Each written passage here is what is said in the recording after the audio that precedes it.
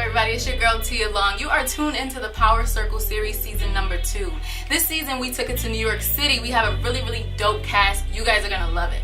In this first episode, we talk about New York City and the essence of hip hop. This episode features Taki from What's the Move NYC, Eris Williams from Complex Media, Hello White People's host Funny Julius, Bryson and Dre from The Crew. You gotta check it out.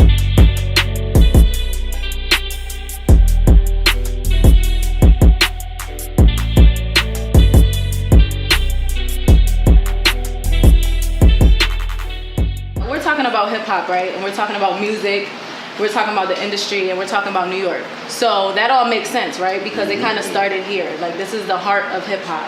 And the rise, decline, and resurgence of hip hop really did kind of, you see the progression that has happened, but you've also seen a lot of failure here. So the first thing I want to know from you guys, who do you think are the forefathers of hip hop? Like, if you could just name like the top 4 or 5, who are the forefathers? You gotta put Kool Herc in there. I was gonna say Kool Herc.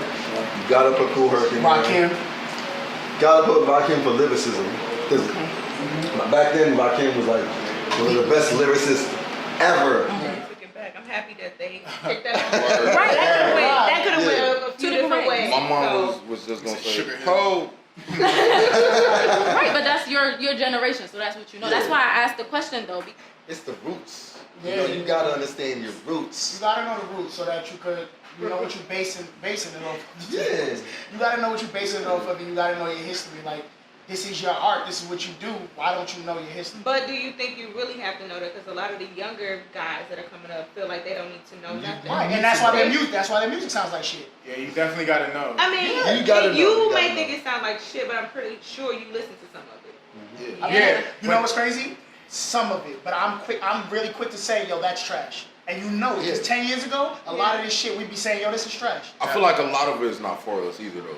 Like, It isn't. It's like So who's it for? It's for the kids. they young. They're not the only ones that love music. I love music too. They're not. But I'm saying, like, So you what? have an audience for your music, and like they hitting their target audience. Exactly. Like every industry has an audience. We know what the 20-year-olds, Yeah. the 25 20, plus 30, year-olds go through. We Yeah. don't know what the 18-year-olds, Yeah, the the kids. 17-year-olds. So go basically through. what y'all saying is we letting kids dictate which direction hip hop But you goes. gotta kids always understand do. at the time when the other cats, or who now the old heads, they were kids too. Exactly. And you saw somebody like Tupac that we might like. He was young as hell. Like, he wasn't 30 years old talking about what he was talking about. He's 22. Like 22, 23. So you gotta understand, at one point everybody was a kid. I mean, So my it's parents just- never vibe with the music that I want to listen to growing up.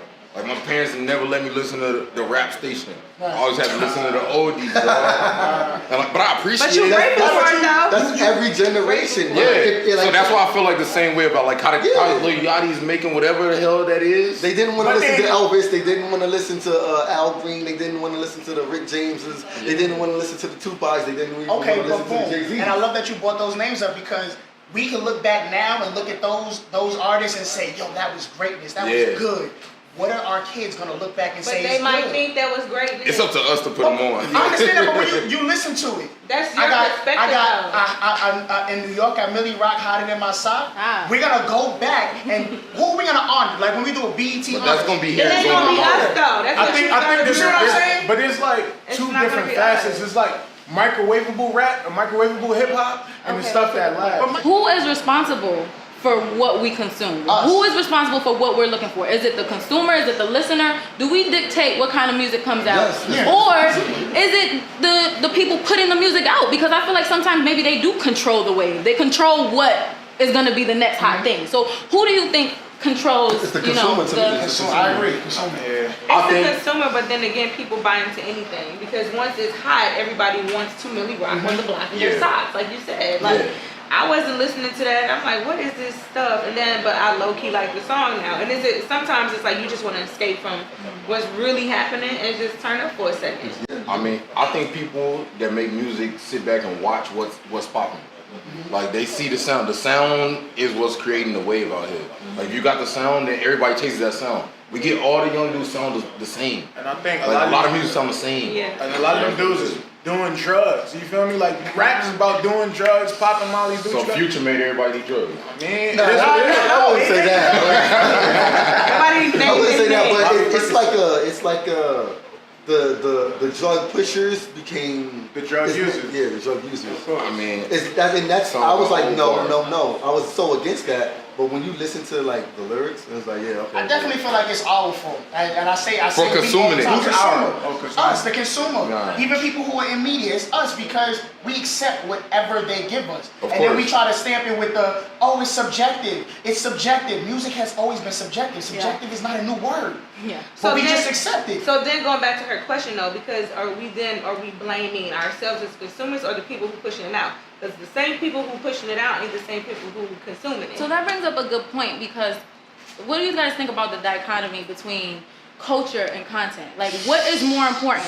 Is the culture pushing the content or vice versa? Like, what comes first? That's a thin line. I think it goes both ways. That's a thin line. Yeah, It's going both ways. Say the question one more time. Okay, One time, please. okay.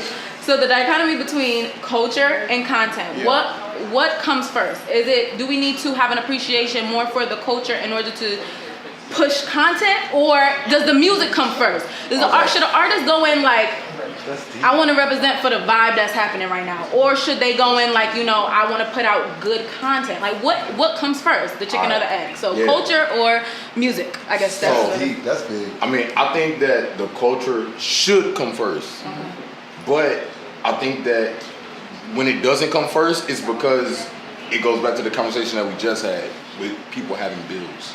So it's like, if I know I can piggyback off this culture that everybody loves, then I can. It's a means to an end. But they're using the but culture the for culture that. Is has what I'm saying. changed. And it's Right. monetizable. That's And what when Like we- they and could that's- monetize the culture. Yeah. Yeah. But then, and exactly when you go back on it though, this is not just the culture. This is our culture. Yeah, it's This is nothing but black our culture. So when we go back and look on it, what are we gonna have to represent us?